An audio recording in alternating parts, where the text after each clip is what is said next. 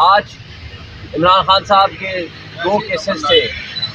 ایک کیس وہ تھا جو توشہ خانہ کیس میں ایک متاثر جج ہمایوں دلاور نے 3 سال کی سزا سنا دی تھی حق دفاع دیے بغیر اور ہمارے آرگومنٹ سنے بغیر، ہمارا گواہان کو موقع دیے بغیر.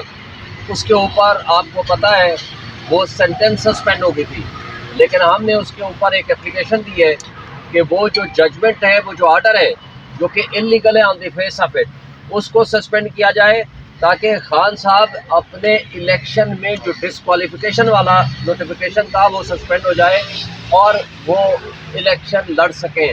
اس کے اوپر آج بحث ہونے کے بعد نوٹس کر دیا ہے اور الیکشن کمیشن آف پاکستان کے وکیل نے نوٹس ایکسیپٹ کر لیا ہے اور نیکسٹ ڈیٹ جو کہ اگلے ہفتے فکس ہے اس کے اوپر آپ آرگومنٹس ہوں گے کہ وہ آرڈر سسپینڈ ہو جائے تاکہ وہ جو لیگل کمپلیکیشنز ہیں الیکشن کمیشن آف پاکستان کے سامنے وہ ایشو ریزالو ہو جائے. اور دوسرا کیس سائفر والا، اس کے آرگومنٹس ابھی جاری ہیں جس کے اندر بیسیکلی یہ آسپیکٹ ہے کہ جو جیل ٹرائل ہے وہ on the face of it illegal ہے اور غیر قانونی ہے. اس کے اوپر ابھی آرگومنٹس جاری ہیں، اس کا فیصلہ ابھی آئے گا انشاءاللہ. آج آتا ہے، کل آتا ہے، کل کی ڈیٹ مقرر ہو گئی ہے. اس کے اوپر اب آرگومنٹس ہوں گے. اب اس کے اندر جو کل علی نواز عوام کو جس طرح اغوا برائے بیان کا سلسلہ جاری ہوا ہے اور ان کو اٹھا کر کے جس طرح جہانگیر ترین کے گھر سے برآمد کیا ہے، میں سمجھتا ہوں کہ on the face of it illegal ہے، انکانسٹیٹیوشنل ہے اور عدلیہ نے لوگوں کے بنیادی حقوق کے تحفظ کی قسم اٹھائی ہے.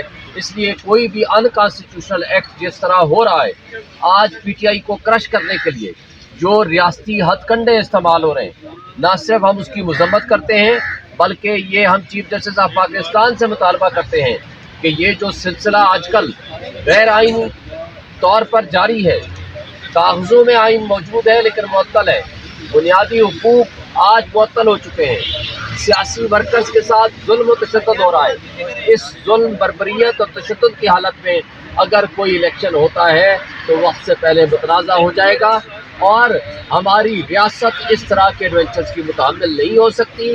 اور ہمارے 25 کروڑ عوام جو جن کا حق ہے، بنیادی حق ہے، جو فری اینڈ فیئر الیکشن کے لیے جس کو چاہیں وہ منتخب کریں، ان کے حقوق پہ ڈاکہ ڈالا جا رہا ہے. اور اس طریقے سے ہماری نہ صرف ریاست کمزور ہوگی بلکہ 25 کروڑ عوام کے بنیادی حقوق معطل ہو چکے ہیں. تو ہماری خواہش ہے کہ چیف جسٹس آف پاکستان اس پہ نوٹس لے اور تاکہ لوگوں کو ان کے حقوق ملے. Thank you. بہت شکریہ.